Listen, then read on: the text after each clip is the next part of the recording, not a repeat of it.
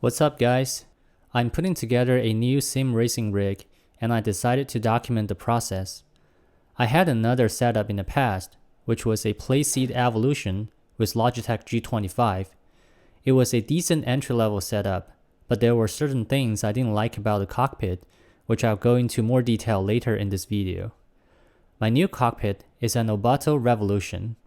I got it for a decent price from a friend, and in case you wonder, the friend is moving to a motion platform. He's had it for a few years, so I decided to take it apart, do some thorough cleaning and reassemble it. As you can see, the cockpit has already been disassembled. All the hardware has been soaked in WD-40 overnight to make it easier to remove the rust. I left it outside to avoid the fume. And let's go take a look. Here's the hardware that has been sitting outside overnight. As you can see, most of the rust has came off and dissolved into WD-40. I'm going to do some final cleaning with a brush and we should be good to go. Here I have some latex gloves. When you work with solution like WD-40, it's a good idea to avoid having direct skin contact.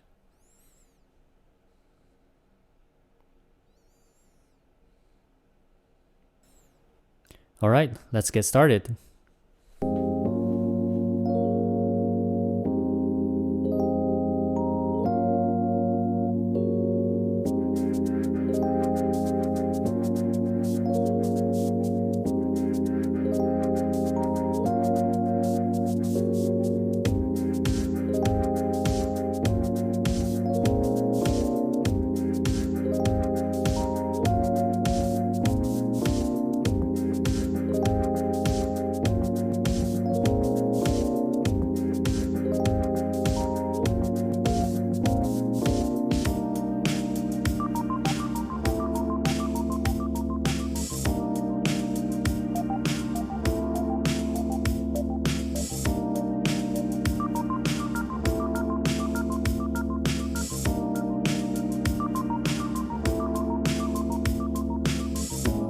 Nice and shiny.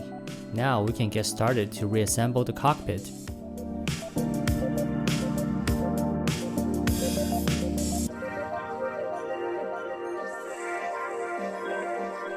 While assembling the new cockpit, I'm going to briefly go over what I liked and didn't like about Playseat Evolution.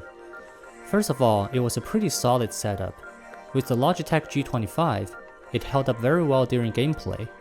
There wasn't any noticeable movement coming from the cockpit. However, like I mentioned, I had two main issues with the cockpit. First, the steering wheel was mounted on a post that sits in between your legs. I found it very annoying, and it may get in the way depending on where you place the paddles and whether you use your right foot for brake. The second thing is the mount for the paddles. It was a piece of exposed sheet metal that was sticking out. I've bumped into many times when I walk past it and it hurts a lot. Now to the new cockpit, the Obutto Revolution. There were several reasons why I chose it, aside from the fact that I got it for a decent price from my friend. First and foremost, I need something sturdy to support a Fanatec wheel. The design and construction of the Obutto Revolution is very sturdy.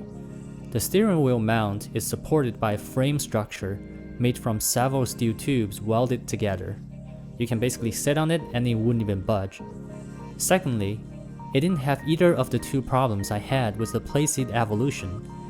There's no post between your legs, and the pedal mount sits inside the frame, so you would never bump into it.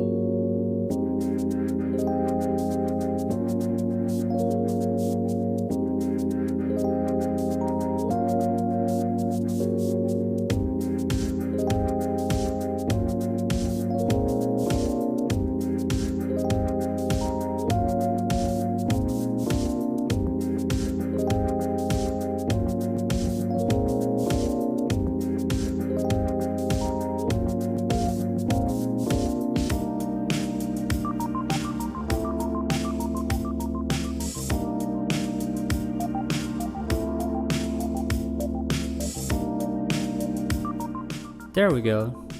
Now the cockpit is fully assembled. Well, aside from not having a seat. The friend that I got the cockpit from has a nice OMP seat that he wants to keep, so I have to go find another seat. I actually purchased a bucket seat for this cockpit, which should show up in the next few days. I'm actually not sure if the seat would fit the sliding rails that came with the cockpit, but we'll see. Alright, we'll be back when the seat shows up.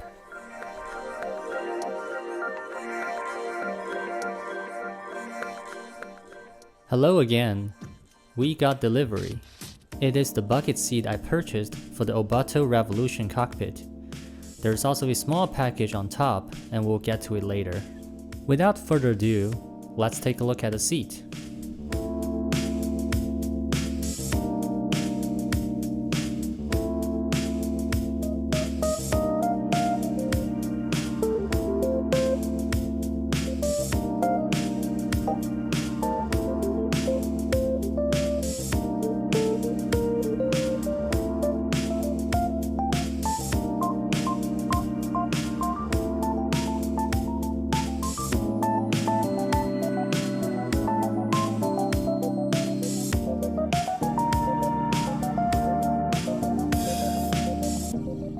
My biggest concern with the seat is the mounting holes.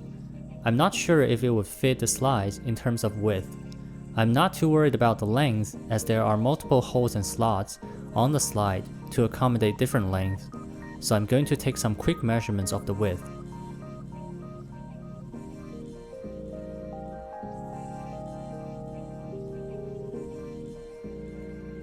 From side to side, it measures 13.5 inches. Let's see what the measurement is on the cockpit. Alright, moment of truth. The rail measures 13.5 inches. It looks like the seat will fit. So let's assemble it then.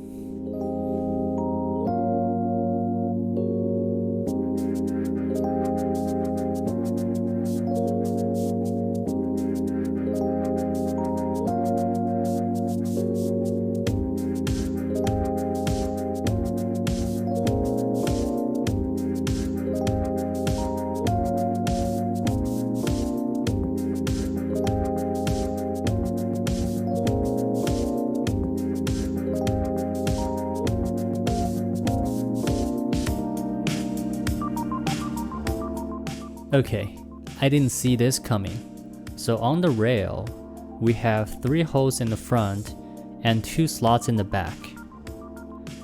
If we're not too unlucky, one of the pairs should fit. However, what I found out was that none of the combinations fit.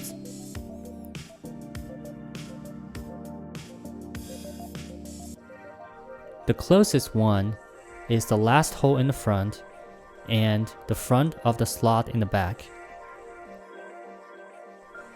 It looks like I need to do some machining to extend the length of the slot in the back in order for it to fit.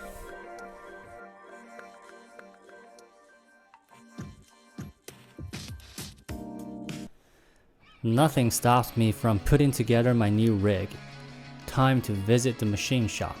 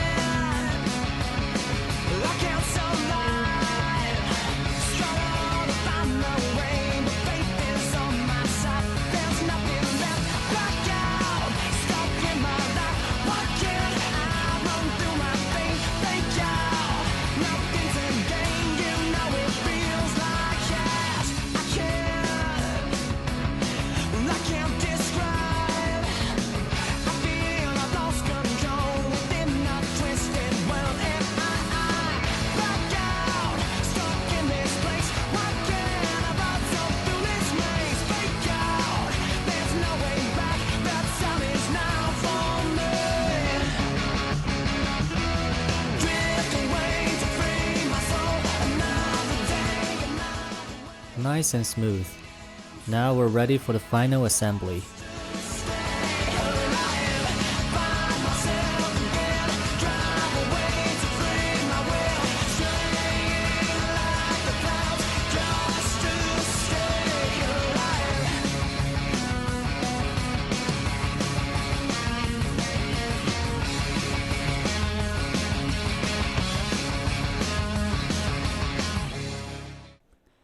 Alright, we're back with the rails modified. The slots has been lengthened to accommodate the bolt pattern of the seat. Let's get to work.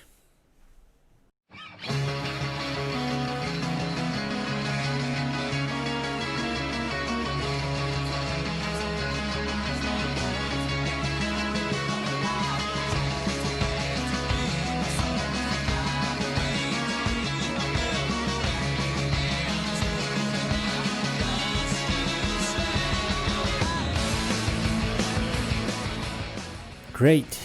Another problem. The handle cannot move. It is too close to the seat, so I cannot activate it, which means I wouldn't be able to slide the seat back and forth. This is not acceptable. I need to come up with a solution. The seat came with a pack of pretty thick spacers. Maybe I can insert them between the rail and the seat to provide some moving space for the handle.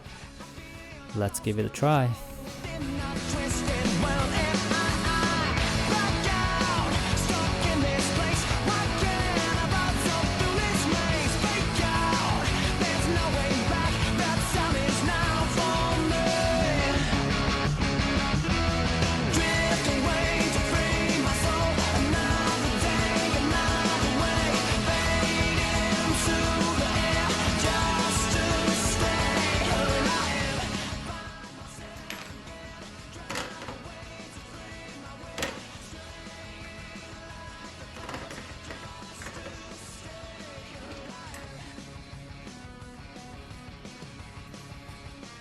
Alright, it works now.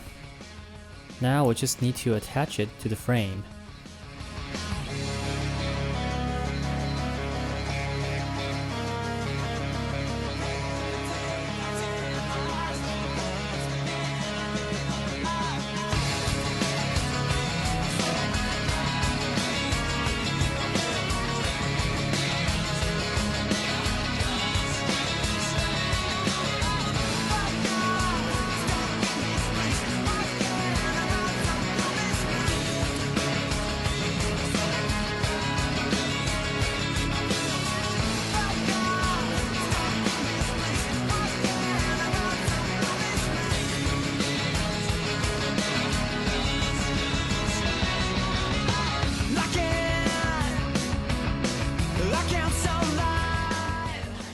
Almost forgot about this guy over here. So this is actually a floor mat I purchased for the cockpit. It should be a perfect fit. Let's take a look.